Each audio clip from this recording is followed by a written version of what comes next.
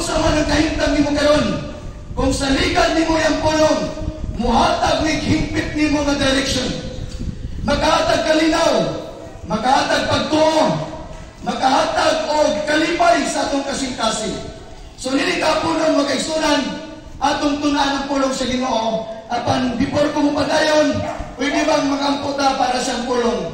Aron ang iyang pulong karon dili masayang, dili mausik. Ako kang encourage nga paminaw lang sa pipila ka minuto. Total di man ni magdugay. Niya lang ni aron magtanong sa pulong sa Ginoo. Niya ni aron magpugas sa mensahe ni Kristo. Kay nagtuomi nga walay pulong ni Kristo nga dili motubo. Walay pulong sa Dios nga dili mamunga. So mag-amputa lang sa pulong aron nga imo ning masabtan o mo-absorb ni sa imong kasing-kasing. Mag-amputa, ipiyong imong mata, iduko ang imong ulo. Langiton nga amahan, Dios nga magagahom sa tanan. Ikaw ang Dios nga nagbuhat sa langit o sa yuta. Ikaw ang Dios ni Abraham, Dios ni Isaac, Dios ni Jacob. Ikaw sa sagyapon ng Dios sa mga apostoles.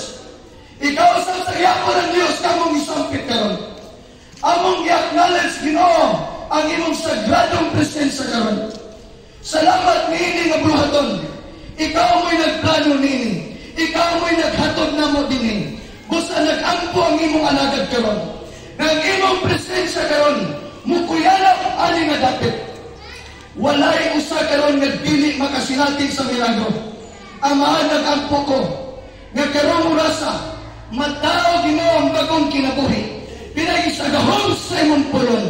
Lord, ang imong pulong muhatag hupay sa kasing-kasing. Muhatag paglaon kanila. Makabaton sila pagtuo. And Lord, karong panahon na, gikinanglan sila musalig kanimo. Lord, mo establisar sila relasyon kanimo. O ang imong pulong karon, muhatag Ginoo gadasi kanila.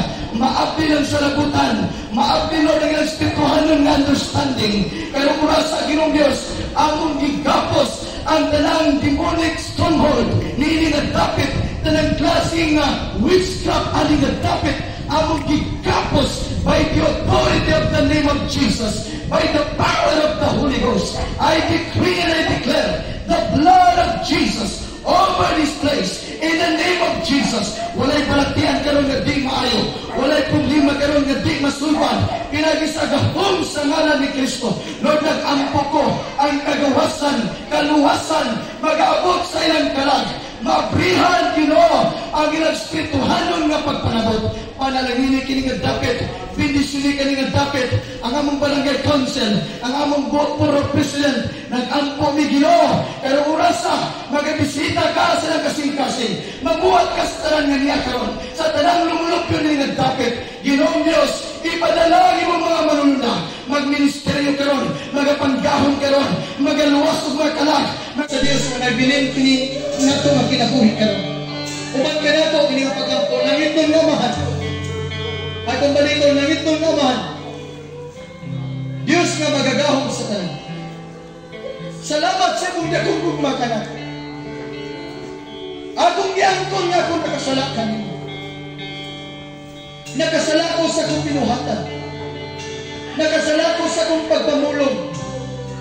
Nakasala ko sa akong una-una. Langit ng namahan. Salamat sa mong bugno anak ka sa Jesus. Namatay mo ko sa krus. Ginubong ka panhaw.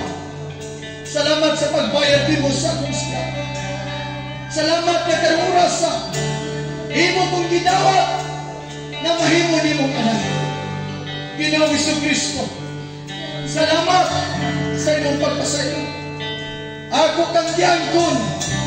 Ako kang ginawa nga akong manuluwas sa pagkinabuhi. Gikan karon, alagaron ko ikaw sa tibok na kong kasing-kasing. Mito ako nga ikaw lamang Jesus ang dalan, kinabuhi ug ang kamaturan. Dili ko kadto samahan sa langit. Gawas lamang kanila. Salamat Lord Jesus sa kaluwasan. Amen. Thank you Lord. Thank you Lord. Hallelujah. Padayon ang worship sa Ginoo.